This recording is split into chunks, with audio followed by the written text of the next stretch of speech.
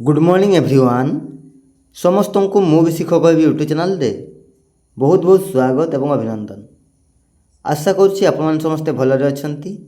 तो आज रही आपण अंतिम प्रहार एक रे सीडीपी एंड पेडागोजी रु बछा बछा इंपोर्टेंट प्रश्न सबू जहाँकि आपणकर ओटीटी एग्जाम बहुत ही हेल्पफुल रहिबो। तो लर्नर्स जो मैंने चैनल प्रथम थर विजिट करछंती से माने चैनल टी को सब्सक्राइब करके बेल आइकन को प्रेस करदेवे जहाँ फल आग को आसुवा प्रत्येक वीडियो नोटिफिकेशन सर्वप्रथम आपण पाक पहुँचो। ठीक अच्छे आउ मो भी शिक्षक हेबी व्हाट्सएप ग्रुप और टेलीग्राम ग्रुप रे free of cost daily mock test चलुछि। जो माने free of cost daily mock test देवाई इच्छुक अच्छी से माने वीडियोर डिस्क्रिप्शन में दिया लिंक उपर क्लिक करके free of cost mock test देवार सुजोग नहीं पारे। ठीक अच्छे तो चलतु आउ डे न करके क्लास टी को आरंभ करिया। देखंतु प्रथम प्रश्न शिक्षार्थी माननकु ज्ञान आहरण करिवारे साहाय्य करिया पई शिक्षक माने काहा उपरे विशेष ध्यान देवा उचित। शिक्षार्थी माननकु ज्ञान आहरण करिवारे साहाय्य करिया पई शिक्षक माने काहा उपरे विशेष ध्यान देवा उचित। ऑप्शन ए शिक्षार्थी माने सब किछि मन रखिया पई सुनिश्चित करिबा। ऑप्शन बी शिक्षार्थी द्वारा प्राप्त मार्क अथवा ग्रेड उपरे ध्यान देवा उचित ना शिक्षार्थी को सक्रिय अंशग्रहण में नियोजित करिबारे ध्यान देवा उचित ना शिक्षार्थी द्वारा शिखिथिबा धारणा रे दक्षता हासिल करिबारे। कौन हम राइट आंसर पिले ऑप्शन से शिक्षार्थी को सक्रिय अंशग्रहण में नियोजित करिबारे विशेष ध्यान देवा उचित। ठीक अच्छे तो ऑप्शन सी हो राइट आंसर शिक्षार्थी को सक्रिय अंशग्रहण में नियोजित करिबारे विशेष ध्यान देवा उचित। ठीक अच्छे नेक्स्ट क्वेश्चन नंबर 2 केउं अवस्थारे शिशु आत्मकैंद्रिक होइथाय। केउं अवस्थारे शिशु आत्मकैंद्रिक होइथाय। ऑप्शन ए आद्य बाल्य अवस्थारे ना ऑप्शन बी प्रांत बाल्य अवस्थारे ना ऑप्शन सी शैशव अवस्थारे ना ऑप्शन डी कैशोर अवस्थारे। कौन हम राइट आंसर केउं अवस्थारे शिशु आत्मकैंद्रिक होइथाय। ऑप्शन ए है आद्य बाल्य अवस्थारे। ठीक अच्छे option A he right answer आद्य बाल्य अवस्थारे शिशु आत्मकैंद्रिक होइथाय। ठीक अच्छे नेक्स्ट क्वेश्चन नंबर 3 व्यक्तिगत पार्थक्य केउं कारण जोगु प्रभावित होइथाय। व्यक्तिगत पार्थक्य केउं कारण जोगु प्रभावित होइथाय पिले कौन हम राइट आंसर ऑप्शन ए वंशगत कारण जोगु ना ऑप्शन बी व्यक्तिर निर्दिष्ट दक्षता जोगु ना ऑप्शन सी परिवेष्टनीगत कारण जोगु ना उपरोक्त समस्त। कौन हम राइट आंसर ऑप्शन डी उपरोक्त समस्त। ठीक अच्छे वंशगत कारण व्यक्तिर निर्दिष्ट दक्षता परिवेष्टनीगत कारण है ए समस्त हो कौन पिले ना व्यक्तिगत पार्थक्यर गोटे गोटे कारण है जो कारण द्वारा कौन होती पिले प्रभावित होता है। ठीक अच्छे तो उपरोक्त समस्त ऑप्शन डी हो राइट आंसर उपरोक्त समस्त। नेक्स्ट क्वेश्चन नंबर 4 केतेक शिक्षार्थी पाठ पढ़ारे अनग्रसर एवं निरुत्साहित हेबार कारण कौन। केतेक शिक्षार्थी पाठ पढ़ारे अनग्रसर एवं निरुत्साहित हेबार कारण कौन पिले शारीरिक अभिवृद्धि लिंगगत पार्थक्य आवेगिक अस्थिरता ना शिक्षागत पार्थक्य। कौन हम राइट आंसर ऑप्शन डी शिक्षागत पार्थक्य। ठीक अच्छे ऑप्शन डी हो राइट आंसर केतेक शिक्षार्थी पाठ पढ़ारे अनग्रसर एवं निरुत्साहित हेबार कारण होउछि शिक्षागत पार्थक्य। ठीक अच्छे ऑप्शन डी हो right answer. Next question number 5 देख पिले शिशु केते मासरे भय विरक्ति क्रोध ईर्षा आनंद स्नेह प्रेम आदि प्रदर्शन करिथाय। शिशु केते मासरे भय विरक्ति क्रोध ईर्षा आनंद स्नेह प्रेम आदि प्रदर्शन करिथाय। 15 मासरे ना 17 मासरे ना 18 ना 16 मासरे। कौन हम राइट आंसर पिले केते मासरे ऑप्शन सी 18 मासरे है ऑप्शन सी हो राइट आंसर 18 मास। शिशु 18 मासरे भय विरक्ति क्रोध ईर्षा आनंद ସ୍ନେହ ପ୍ରେମ ଆଦି ପ୍ରଦର୍ଶନ କରିଥାଏ। ଠିକ୍ ଅଛି। ନେକ୍ସଟ ଦେଖ ପିଲେ, କେଉଁଟି ବୌଦ୍ଧିକ ବିକାଶର ଉପାଦାନ ନୁହେଁ? ନିମ୍ନଲିଖିତ ମଧ୍ୟରୁ କେଉଁଟି ବୌଦ୍ଧିକ ବିକାଶର ଉପାଦାନ ନୁହେଁ? ଚିନ୍ତନ ଶକ୍ତି, କଳ୍ପନା ଶକ୍ତି, ସୃଜନ ଶକ୍ତି ନା ସହନ ଶକ୍ତି? କ'ଣ ହେବ ରାଇଟ୍ ଆନ୍ସର୍? ଅପସନ୍ ଡି ସହନ ଶକ୍ତି। ଠିକ୍ ଅଛି, ଅପସନ୍ ଡି ହେଇଯିବ ରାଇଟ୍ ଆନ୍ସର୍। ଏହା ହେଉଛି କ'ଣ ପିଲେ ନା ବୌଦ୍ଧିକ ବିକାଶର ଏକ ଉପାଦାନ ନୁହେଁ। ଠିକ୍ ଅଛି, ଅପସନ୍ ଡି ହେଇଯିବ right answer. Next question number 7, ଅନୁଶାସନ ଓ ଅନୁକରଣ କେଉଁ ବିକାଶର ଲକ୍ଷଣ ଅଟେ? ଅନୁଶାସନ ଓ ଅନୁକରଣ କେଉଁ ବିକାଶର ଲକ୍ଷଣ ଅଟେ? ସାମାଜିକ, ନୈତିକ, ଆଧ୍ୟାତ୍ମିକ ନା ରାଜନୈତିକ? କ'ଣ ହେବ ରାଇଟ୍ ଆନ୍ସର୍ ପିଲେ? ଅପସନ୍ ଏ ସାମାଜିକ ହେଲା। ଅପସନ୍ ଏ ହେଇଯିବ ରାଇଟ୍ ଆନ୍ସର୍। ଅନୁଶାସନ ଓ ଅନୁକରଣ ସାମାଜିକ ବିକାଶର ଲକ୍ଷଣ ଅଟେ। ଅପସନ୍ ଏ ହେଇଯିବ right answer. Next question number 8, ବୃଦ୍ଧି ଓ ବଂଶାନୁଗୁଣ ମଧ୍ୟରେ ବିଶେଷ ସମ୍ପର୍କ ଥାଏ। ବୃଦ୍ଧି ଏବଂ ବଂଶାନୁଗୁଣ ମଧ୍ୟରେ ବିଶେଷ ସମ୍ପର୍କ ଥାଏ, ଏହା କାହାର ମତ? ହଲକ୍, ପିଆଜେ, ଗାଲ୍ଟନ୍ ନା ୱାଟସନ୍? କ'ଣ ହେବ right answer? Option A Hurlock ହେଲା। ଅପସନ୍ ଏ ହେଇଯିବ ରାଇଟ୍ ଆନ୍ସର୍। ବୃଦ୍ଧି ଓ ବଂଶାନୁଗୁଣ ମଧ୍ୟରେ ବିଶେଷ ସମ୍ପର୍କ ଥାଏ, ଏହା କିଏ କହିଥିଲେ ପିଲେ? ନା ହଲକ୍ କହିଥିଲେ। ମନେ ରଖିବ। ଠିକ୍ ଅଛି, ଭେରି ଭେରି ଇମ୍ପୋର୍ଟାଣ୍ଟ ପିଲେ, ଉକ୍ତି ଗୁଡ଼ା ମନେ ରଖିବ, କିଏ କ'ଣ କହିଥିଲେ। ଠିକ୍ ଅଛି। ନେକ୍ସଟ କ୍ୱେଶ୍ଚନ୍ ନମ୍ବର 9, ନିମ୍ନୋକ୍ତ ମଧ୍ୟରୁ କେଉଁଟି ଶିଶୁର ଶାରୀରିକ ଅଭିବୃଦ୍ଧିକୁ ସୂଚାଉଛି? ନିମ୍ନୋକ୍ତ ମଧ୍ୟରୁ କେଉଁଟି ଶିଶୁର ଶାରୀରିକ ଅଭିବୃଦ୍ଧିକୁ ସୂଚାଉଛି? ଅପସନ୍ ଏ ସକାରାତ୍ମକ, ଅପସନ୍ ବି ନକାରାତ୍ମକ, ଅପସନ୍ ସି ଗୁଣାତ୍ମକ, ଅପସନ୍ ଡି ପରିମାଣାତ୍ମକ? କ'ଣ ହେବ ରାଇଟ୍ ଆନ୍ସର୍? ଅପସନ୍ ଡି ପରିମାଣାତ୍ମକ। ଠିକ୍ ଅଛି, ଅପସନ୍ ଡି ହେଇଯିବ ରାଇଟ୍ ଆନ୍ସର୍, ପରିମାଣାତ୍ମକ। ନିମ୍ନୋକ୍ତ ମଧ୍ୟରୁ ପରିମାଣାତ୍ମକ ଶିଶୁର ଶାରୀରିକ ଅଭିବୃଦ୍ଧିକୁ ସୂଚାଉଛି। ଠିକ୍ ଅଛି। ନେକ୍ସଟ କ୍ୱେଶ୍ଚନ୍ ନମ୍ବର 10, ନବଜାତ ଶିଶୁର କେଉଁ ଇନ୍ଦ୍ରିୟ ପ୍ରଥମେ ବେଶ୍ କାର୍ଯ୍ୟକ୍ଷମ ହୋଇଥାଏ? ନବଜାତ ଶିଶୁର କେଉଁ ଇନ୍ଦ୍ରିୟ ପ୍ରଥମେ ବେଶ୍ କାର୍ଯ୍ୟକ୍ଷମ ହୋଇଥାଏ? ଅପସନ୍ ଏ ଶ୍ରବଣେନ୍ଦ୍ରିୟ, ଅପସନ୍ ବି ଘ୍ରାଣେନ୍ଦ୍ରିୟ, ଅପସନ୍ ସି ଦର୍ଶନେନ୍ଦ୍ରିୟ ନା ଅପସନ୍ ଡି ଏମାନଙ୍କ ମଧ୍ୟରୁ କୌଣସିଟି ନୁହେଁ? କ'ଣ ହେବ ରାଇଟ୍ ଆନ୍ସର୍? ଅପସନ୍ ସି ଦର୍ଶନେନ୍ଦ୍ରିୟ ହେଲା। ଅପସନ୍ ସି ହେଇଯିବ ରାଇଟ୍ ଆନ୍ସର୍, ଦର୍ଶନେନ୍ଦ୍ରିୟ। ନେକ୍ସଟ କ୍ୱେଶ୍ଚନ୍ ନମ୍ବର 11, ଶିଶୁ ନିଜେ ନ ଖେଳି ଅନ୍ୟର ଖେଳ ଦେଖି ଆନନ୍ଦ ଉପଭୋଗ କରିବାକୁ କେଉଁ ପ୍ରକାର କ୍ରୀଡ଼ା କୁହାଯାଏ? ଶିଶୁ ନିଜେ ନ ଖେଳି ଅନ୍ୟର ଖେଳ ଦେଖି ଆନନ୍ଦ ଉପଭୋଗ କରିବାକୁ କେଉଁ ପ୍ରକାର କ୍ରୀଡ଼ା କୁହାଯାଏ? ସକ୍ରିୟ କ୍ରୀଡ଼ା, ନିଷ୍କ୍ରିୟ କ୍ରୀଡ଼ା, ମୁକ୍ତ କ୍ରୀଡ଼ା ନା ନିୟନ୍ତ୍ରିତ କ୍ରୀଡ଼ା? କ'ଣ ହେବ ରାଇଟ୍ ଆନ୍ସର୍? ଅପସନ୍ ବି ନିଷ୍କ୍ରିୟ କ୍ରୀଡ଼ା।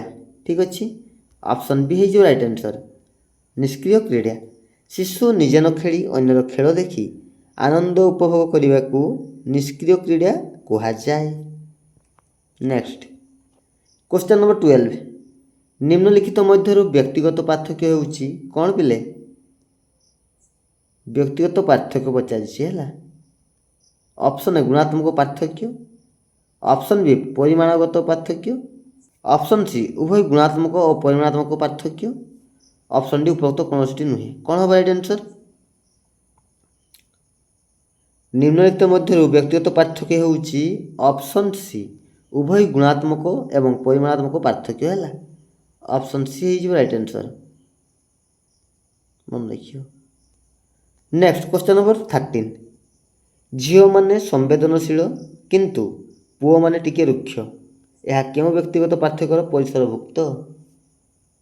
ଝିଅମାନେ ସମ୍ବେଦନଶୀଳ କିନ୍ତୁ ପୁଅମାନେ ଟିକେ ରୁକ୍ଷ, ଏହା କେଉଁ ବ୍ୟକ୍ତିଗତ ପାର୍ଥକ୍ୟର ପରିସରଭୁକ୍ତ? କ'ଣ ହେବ ରାଇଟ୍ ଆନ୍ସର୍? ଶାରୀରିକ, ମାନସିକ, ଜାତିଗତ ନା ଆବେଗିକ? କ'ଣ ହେବ ରାଇଟ୍ ଆନ୍ସର୍ ପିଲେ? କ୍ୱେଶ୍ଚନ୍ ନମ୍ବର 13ର ରାଇଟ୍ ଆନ୍ସର୍ କ'ଣ ହେବ? ଅପସନ୍ ଡି ଆବେଗିକ ହେଲା। ଅପସନ୍ ଡି ହେଇଯିବ ରାଇଟ୍ ଆନ୍ସର୍ ଆବେଗିକ। ନେକ୍ସଟ କ୍ୱେଶ୍ଚନ୍ ନମ୍ବର 14 ପ୍ରୋଜେକ୍ଟ ପଦ୍ଧତିର ପ୍ରବର୍ତ୍ତକ ହେଉଛନ୍ତି କିଏ ପିଲେ? ପ୍ରୋଜେକ୍ଟ ପଦ୍ଧତିର ପ୍ରବର୍ତ୍ତକ କିଏ? କିଲପାଟ୍ରିକ୍, ମଣ୍ଟେସରୀ, ଫ୍ରବେଲ ନା ପେଷ୍ଟାଲୋଜି? କ'ଣ ହେବ ରାଇଟ୍ ଆନ୍ସର୍? ପ୍ରୋଜେକ୍ଟ ପଦ୍ଧତିର ପ୍ରବର୍ତ୍ତକ ହେଉଛନ୍ତି କିଲପାଟ୍ରିକ୍ ହେଲା। ଅପସନ୍ ଏ ହେଇଯିବ ରାଇଟ୍ ଆନ୍ସର୍ କିଲପାଟ୍ରିକ୍। ମନେ ରଖିବ ପିଲେ। ନେକ୍ସଟ କ୍ୱେଶ୍ଚନ୍ ନମ୍ବର 15 ଅନଗ୍ରସର ଶିକ୍ଷାର୍ଥୀଙ୍କ ପାଇଁ କେଉଁଟି ଉପଯୁକ୍ତ ଶିକ୍ଷା ବ୍ୟବସ୍ଥା? ଅନଗ୍ରସର ଶିକ୍ଷାର୍ଥୀଙ୍କ ପାଇଁ କେଉଁଟି ଏକ ଉପଯୁକ୍ତ ଶିକ୍ଷା ବ୍ୟବସ୍ଥା? ଅପସନ୍ ଏ ସଂଶୋଧନମୂଳକ ଶିକ୍ଷା, ଅପସନ୍ ବି ଶିକ୍ଷକ କୈନ୍ଦ୍ରିକ ଶିକ୍ଷା, ଅପସନ୍ ସି କର୍ମାନୁଭୂତିମୂଳକ ଶିକ୍ଷା ନା ଅପସନ୍ ଡି ତ୍ୱରାନ୍ୱିତ ଶିକ୍ଷା? କ'ଣ ହେବ ରାଇଟ୍ ଆନ୍ସର୍? ଅପସନ୍ ଏ ସଂଶୋଧନମୂଳକ ଶିକ୍ଷା ହେଲା। ଅପସନ୍ ଏ ହେଇଯିବ ରାଇଟ୍ ଆନ୍ସର୍ ସଂଶୋଧନମୂଳକ ଶିକ୍ଷା। ଅନଗ୍ରସର ଶିକ୍ଷାର୍ଥୀଙ୍କ ପାଇଁ ସଂଶୋଧନମୂଳକ ଶିକ୍ଷା ହେଉଛି ଏକ ଉପଯୁକ୍ତ ଶିକ୍ଷା ବ୍ୟବସ୍ଥା ହେଲା। ଅପସନ୍ ଏ ହେଇଯିବ ରାଇଟ୍ ଆନ୍ସର୍ ସଂଶୋଧନମୂଳକ ଶିକ୍ଷା। ନେକ୍ସଟ କ୍ୱେଶ୍ଚନ୍ ନମ୍ବର 16 କେଉଁ ଉପାଦାନ ଉପରେ ଶିଶୁର ମାନସିକ ସ୍ୱାସ୍ଥ୍ୟ ନିର୍ଭର କରେ ନାହିଁ? ନିମ୍ନଲିଖିତ ମଧ୍ୟରୁ କେଉଁ ଉପାଦାନ ଉପରେ ଶିଶୁର ମାନସିକ ସ୍ୱାସ୍ଥ୍ୟ ନିର୍ଭର କରେ ନାହିଁ? ଅପସନ୍ ଏ ପରିବାରର ଆର୍ଥିକ ଅବସ୍ଥା, ଅପସନ୍ ବି ପିତାମାତାଙ୍କ ମଧ୍ୟରେ କଳହ, ଅପସନ୍ ସି ଶିକ୍ଷକଙ୍କର ଜ୍ଞାନ ନା ଅପସନ୍ ଡି ସହ ଶିକ୍ଷାର୍ଥୀଙ୍କ ସହିତ ସମ୍ପର୍କ? କ'ଣ ହେବ ରାଇଟ୍ ଆନ୍ସର୍? ଅପସନ୍ ସି ଶିକ୍ଷକଙ୍କର ଜ୍ଞାନ ହେଲା। ଅପସନ୍ ସି ହେଇଯିବ ରାଇଟ୍ ଆନ୍ସର୍ ଶିକ୍ଷକଙ୍କର ଜ୍ଞାନ।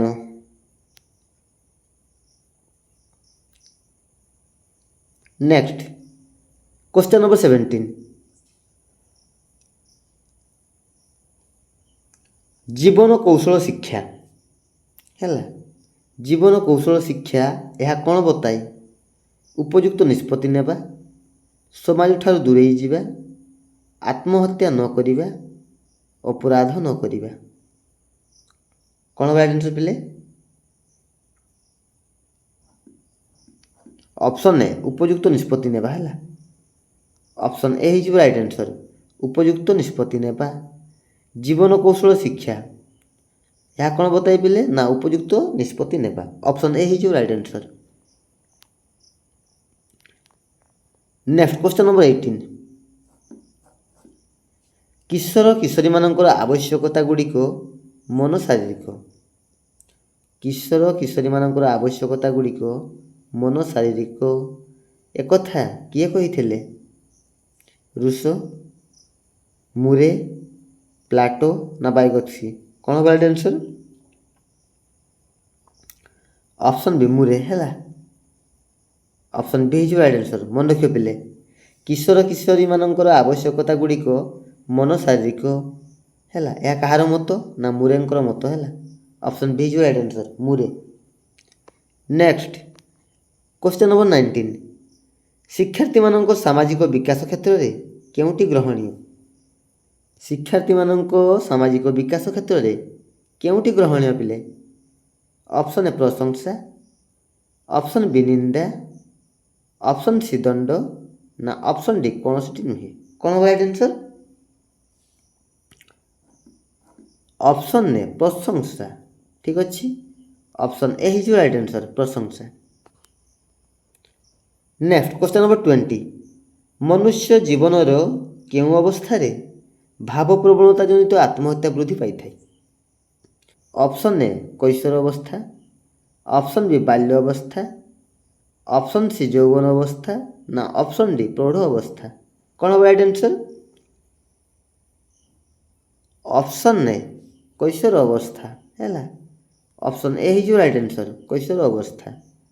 ମନୁଷ୍ୟ ଜୀବନର କୈଶୋର ଅବସ୍ଥାରେ ଭାବପ୍ରବଣତା ଜନିତ ଆତ୍ମହତ୍ୟା ବୃଦ୍ଧି ପାଇଥାଏ। ଠିକ୍ ଅଛି। ନେକ୍ସଟ କ୍ୱେଶ୍ଚନ୍ ନମ୍ବର 21 କିଶୋର ଅବସ୍ଥାରେ ବିପରୀତ ଲିଙ୍ଗର ପ୍ରତି ଆକର୍ଷଣ ମନୋଭାବ କେଉଁ ପ୍ରକାର ବିକାଶର ଲକ୍ଷଣ? କୈଶୋର ଅବସ୍ଥାରେ ବିପରୀତ ଲିଙ୍ଗର ପ୍ରତି ଆକର୍ଷଣ ମନୋଭାବ କେଉଁ ପ୍ରକାର ବିକାଶ ଲକ୍ଷଣ ପିଲେ? ଶାରୀରିକ, ମାନସିକ, ସାମାଜିକ ନା ଆବେଗିକ? କ'ଣ ହେବ ରାଇଟ୍ ଆନ୍ସର୍? ଅପସନ୍ ଡି ଆବେଗିକ ହେଲା। ଅପସନ୍ ଡି ହେଇଯିବ ରାଇଟ୍ ଆନ୍ସର୍, ଆବେଗିକ। ମନେ ରଖିବ, ଠିକ୍ ଅଛି। ନେକ୍ସଟ କ୍ୱେଶ୍ଚନ୍ ନମ୍ବର 22, ଶିଶୁର ସର୍ବାଙ୍ଗୀନ ବିକାଶ ପାଇଁ କେଉଁମାନଙ୍କର ପୂର୍ଣ୍ଣ ସହଯୋଗ ଏବଂ ଦାୟିତ୍ୱ ରହିବା ଉଚିତ?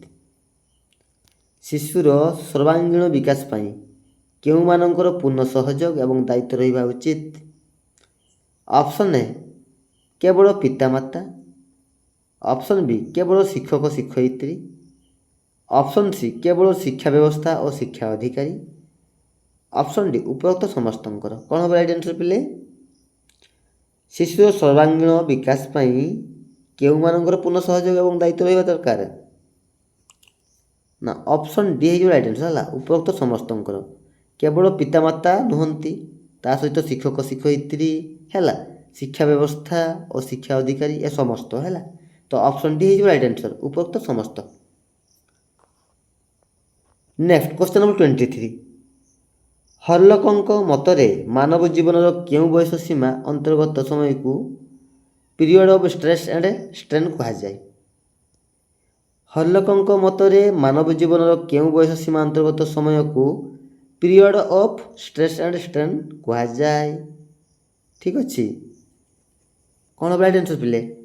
0ରୁ 6 ବର୍ଷ, 6ରୁ 12 ବର୍ଷ ସମୟକୁ, ନା 12ରୁ 18 ବର୍ଷ, ନା 18 ବର୍ଷରୁ 40 ବର୍ଷ ସମୟକୁ କୁହାଯାଏ? କ'ଣ ହେବ ରାଇଟ୍ ଆନ୍ସର୍? ହର୍ଲକଙ୍କ ମତରେ ମାନବ ଜୀବନର କେଉଁ ବୟସ ସୀମା? ଅପସନ୍ ସି ହେଲା, ଅପସନ୍ ସି ହେଇଯିବ ରାଇଟ୍ ଆନ୍ସର୍, 12ରୁ 18 ବର୍ଷ ବୟସ ସୀମାକୁ ହେଲା। 12ରୁ 18 ବର୍ଷ ବୟସ ସୀମା ଅନ୍ତର୍ଗତ ସମୟକୁ period of stress and strain କୁହାଯାଏ, ମନେ ରଖିବ, ଠିକ୍ ଅଛି। ନେକ୍ସଟ କ୍ୱେଶ୍ଚନ୍ ନମ୍ବର 24, ଗୁଣାତ୍ମକ ପରିବର୍ତ୍ତନ ହେଉଛି ବିକାଶ, ଗୁଣାତ୍ମକ ପରିବର୍ତ୍ତନ ହେଉଛି ବିକାଶ, ଏହି ମତ କିଏ ଦେଇଥିଲେ? Rousseau, Vandendaele, Hurlock, Frank. କ'ଣ ହେବ ରାଇଟ୍ ଆନ୍ସର୍ ପିଲେ? ଗୁଣାତ୍ମକ ପରିବର୍ତ୍ତନ ହେଉଛି ବିକାଶ, ଏହି ମତ ଭାଣ୍ଡେନଡେଲ୍ ଦେଇଥିଲେ ହେଲା। ଅପସନ୍ ବି ହେଇଯିବ ରାଇଟ୍ ଆନ୍ସର୍, ଭାଣ୍ଡେନଡେଲ୍, ମନେ ରଖିବ ପିଲେ। ନେକ୍ସଟ କ୍ୱେଶ୍ଚନ୍ ନମ୍ବର 25, କେତେ ବର୍ଷ ବୟସ ମଧ୍ୟରେ ଶିଶୁମାନେ ସେମାନଙ୍କ ପସନ୍ଦ ଅନୁଯାୟୀ ଖେଳ ସାଥୀ ଓ ଦଳ ନିର୍ବାଚନ କରିଥାନ୍ତି? କେତେ ବର୍ଷ ବୟସ ମଧ୍ୟରେ ଶିଶୁମାନେ ସେମାନଙ୍କ ପସନ୍ଦ ଅନୁଯାୟୀ ଖେଳ ସାଥୀ ଓ ଦଳ ନିର୍ବାଚନ କରିଥାନ୍ତି? 2 ବର୍ଷରୁ 3 ବର୍ଷ ମଧ୍ୟରେ ଥିବା ଶିଶୁମାନେ, ନା 3 ବର୍ଷରୁ 7 ବର୍ଷ, ନା 5 ବର୍ଷରୁ 7 ବର୍ଷ, ନା ଅପସନ୍ ଡି 7 ବର୍ଷରୁ 10 ବର୍ଷ ମଧ୍ୟରେ ଥିବା ଶିଶୁମାନେ? କ'ଣ ହେବ ରାଇଟ୍ ଆନ୍ସର୍? ଅପସନ୍ ବି ହେଲା, 3 ବର୍ଷରୁ 7 ବର୍ଷ ମଧ୍ୟରେ ଥିବା ଶିଶୁମାନେ ସେମାନଙ୍କ ପସନ୍ଦ ଅନୁଯାୟୀ ଖେଳ ସାଥୀ ଓ ଦଳ ନିର୍ବାଚନ କରିଥାନ୍ତି। ତ ଅପସନ୍ ବି ହେଇଯିବ ରାଇଟ୍ ଆନ୍ସର୍, 3 ବର୍ଷରୁ 7 ବର୍ଷ, ଠିକ୍ ଅଛି। ନେକ୍ସଟ କ୍ୱେଶ୍ଚନ୍ ନମ୍ବର 26, ମନ୍ଦବୁଦ୍ଧି ସମ୍ପନ୍ନ ନାରୀର ପିଲାମାନେ ମନ୍ଦବୁଦ୍ଧି ସମ୍ପନ୍ନ ହୋଇଥାନ୍ତି, ଏହା କାହାର ମତ? ମନ୍ଦବୁଦ୍ଧି ସମ୍ପନ୍ନ ନାରୀର ପିଲାମାନେ ମନ୍ଦବୁଦ୍ଧି ସମ୍ପନ୍ନ ହୋଇଥାନ୍ତି, ଏହା କିଏ କହିଥିଲେ ପିଲେ?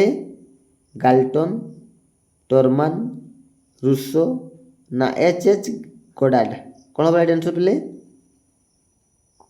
Option D H.H. ଗୋଡାର୍ଡ କହିଥିଲେ ହେଲା। ଅପସନ୍ ଡି ହେଇଯିବ right answer, H.H. Goddard. Next question number 27, ଶିଶୁର ସର୍ବାଙ୍ଗୀନ ବିକାଶ ପାଇଁ କିଏ ଦାୟୀ? ଶିଶୁର ସର୍ବାଙ୍ଗୀନ ବିକାଶ ପାଇଁ କିଏ ଦାୟୀ ପିଲେ? ପରିବେଶ, ବଂଶଗୁଣ, ନା ଉଭୟ ବଂଶଗୁଣ ଏବଂ ଉପଯୁକ୍ତ ପରିବେଶ, ନା କେଉଁଟି ନୁହେଁ? କ'ଣ ହେବ ରାଇଟ୍ ଆନ୍ସର୍? ଅପସନ୍ ସି ଉଭୟ ବଂଶଗୁଣ ଏବଂ ଉପଯୁକ୍ତ ପରିବେଶ ହେଲା। ଅପସନ୍ ସି ହେଇଯିବ ରାଇଟ୍ ଆନ୍ସର୍, ଉଭୟ ବଂଶଗୁଣ ଏବଂ ଉପଯୁକ୍ତ ପରିବେଶ। ଶିଶୁର ସର୍ବାଙ୍ଗୀନ ବିକାଶ ପାଇଁ ବଂଶଗୁଣ ଏବଂ ଉପଯୁକ୍ତ ପରିବେଶ ଦାୟୀ, ଠିକ୍ ଅଛି। ଅପସନ୍ ସି ହେଇଯିବ right answer. Next question number 28, ବ୍ୟକ୍ତିଗତ ତାରତମ୍ୟ ହେଉଛି ଡ୍ୟାସ୍, ବ୍ୟକ୍ତିଗତ ତାରତମ୍ୟ କ'ଣ ପିଲେ? ପରିମାଣାତ୍ମକ ନା ଗୁଣାତ୍ମକ ନା ଗୁଣାତ୍ମକ ଓ ପରିମାଣାତ୍ମକ ନା ଅପସନ୍ ଡି ଉପରୋକ୍ତ କୌଣସିଟି ନୁହେଁ। କ'ଣ ହେବ ରାଇଟ୍ ଆନ୍ସର୍ ପିଲେ? ବ୍ୟକ୍ତିଗତ ତାରତମ୍ୟ ହେଉଛି ଅପସନ୍ ସି ହେଲା, ଗୁଣାତ୍ମକ ଓ ପରିମାଣାତ୍ମକ। ଠିକ୍ ଅଛି, ଅପସନ୍ ସି ହେଇଯିବ ରାଇଟ୍ ଆନ୍ସର୍, ଗୁଣାତ୍ମକ ଓ ପରିମାଣାତ୍ମକ। ମନେ ରଖିବ ପିଲେ। ଠିକ୍ ଅଛି। ନେକ୍ସଟ କ୍ୱେଶ୍ଚନ୍ ନମ୍ବର 29, ଜଣେ ଆଦର୍ଶ ଶିକ୍ଷକ ନିମ୍ନୋକ୍ତ କେଉଁଟି ଉପରେ ଗୁରୁତ୍ୱ ଦେବା ଉଚିତ? ଜଣେ ଆଦର୍ଶ ଶିକ୍ଷକ ନିମ୍ନଲିଖିତ ମଧ୍ୟରୁ କେଉଁଟି ଉପରେ ଗୁରୁତ୍ୱ ଦେବା ଉଚିତ? ଅପସନ୍ ଏ କାର୍ଯ୍ୟଭିତ୍ତିକ ଶିକ୍ଷାଦାନ ଉପରେ ନା ଅପସନ୍ ବି ଉଦ୍ଦେଶ୍ୟ ଭିତ୍ତିକ ଶିକ୍ଷାଦାନ ଉପରେ ନା ଅପସନ୍ ସି ଶିକ୍ଷାର୍ଥୀ କୈନ୍ଦ୍ରିକ ଶିକ୍ଷାଦାନ ଉପରେ ନା ଅପସନ୍ ଡି ଉପରୋକ୍ତ ସମସ୍ତ। କ'ଣ ହେବ ରାଇଟ୍ ଆନ୍ସର୍? ଅପସନ୍ ଡି ଉପରୋକ୍ତ ସମସ୍ତ ହେଲା, କାର୍ଯ୍ୟଭିତ୍ତିକ ଶିକ୍ଷାଦାନ, ଉଦ୍ଦେଶ୍ୟ ଭିତ୍ତିକ ଶିକ୍ଷାଦାନ ଆଉ ଶିକ୍ଷାର୍ଥୀ କୈନ୍ଦ୍ରିକ ଶିକ୍ଷାଦାନ ଏ ସମସ୍ତ ଉପରେ ଗୁରୁତ୍ୱ ଦେବା ଉଚିତ। କାହାର ପିଲେ? ଜଣେ ଆଦର୍ଶ ଶିକ୍ଷକଙ୍କର ହେଲା। ତ ଅପସନ୍ ଡି ହେଇଯିବ ରାଇଟ୍ ଆନ୍ସର୍, ଉପରୋକ୍ତ ସମସ୍ତ। ନେକ୍ସଟ କ୍ୱେଶ୍ଚନ୍ ନମ୍ବର 30 ଦେଖ ପିଲେ, ଶେଷ ପ୍ରଶ୍ନ। ପ୍ରଥମେ କିଏ ବୁଦ୍ଧି ପରୀକ୍ଷା ପାଇଁ 2ଟି ସମାନ୍ତର ପରୀକ୍ଷଣ ପ୍ରସ୍ତୁତ କରିଥିଲେ? ଅପସନ୍ ଏ ଟର୍ମାନ ଓ ମେରିଲି, ଅପସନ୍ ବି ବିନେ ଓ ସାଇମନ୍, ଅପସନ୍ ସି ବିନେ ଓ ଟର୍ମାନ, ଅପସନ୍ ଡି ବିନେ ଓ ମେରିଲି। କ'ଣ ହେବ ରାଇଟ୍ ଆନ୍ସର୍ ପିଲେ? ପ୍ରଥମେ କିଏ ବୁଦ୍ଧି ପରୀକ୍ଷା ପାଇଁ 2ଟି ସମାନ୍ତର ପରୀକ୍ଷଣ ପ୍ରସ୍ତୁତ କରିଥିଲେ? ଅପସନ୍ ଏ ଟର୍ମାନ ଓ ମେରିଲି ହେଲା, ଅପସନ୍ ଏ ହେଇଯିବ ରାଇଟ୍ ଆନ୍ସର୍, ଟର୍ମାନ ଓ ମେରିଲି। ଠିକ୍ ଅଛି, ତ ମନେ ରଖିବ ହେଲା। ନେକ୍ସଟ ଦେଖ ପିଲେ, ଆପଣଙ୍କ ପାଇଁ ହେଲା କମେଣ୍ଟ ୱାର୍କ। ଠିକ୍ ଅଛି, ଆଉ ପ୍ରଶ୍ନଟି ରହିଛି ପ୍ରଥମ ବୁଦ୍ଧି ପରୀକ୍ଷଣ କିଏ କରିଥିଲେ? ପ୍ରଥମ ବୁଦ୍ଧି ପରୀକ୍ଷଣ କିଏ କରିଥିଲେ? ତ ଏ ପ୍ରଶ୍ନର ସଠିକ୍ ଆନ୍ସର୍ କ'ଣ ହେବ ତାହା ଆପଣମାନେ କମେଣ୍ଟ ସେକ୍ସନରେ ନିଶ୍ଚିତ ରୂପେ ଲେଖି ଜଣାଇବେ। ଠିକ୍ ଅଛି, ତ ଭିଡ଼ିଓ ଯଦି ଭଲ ଲାଗିଥାଏ ତେବେ ଲାଇକ୍ କରିବାକୁ ଭୁଲିବେନି, ଲାଇକ୍ କରିଦେବେ ଏବଂ ନିଜ ସାଙ୍ଗସାଥିମାନଙ୍କୁ ସେୟାର ମଧ୍ୟ କରିଦେବେ। ତ ଆଉ ଗୋଟେ ନୂଆ ଭିଡ଼ିଓ ଦେଖା ହେବା, ସେ ପର୍ଯ୍ୟନ୍ତ ରହୁଛି। ଧନ୍ୟବାଦ। ଜୟ ଜଗନ୍ନାଥ।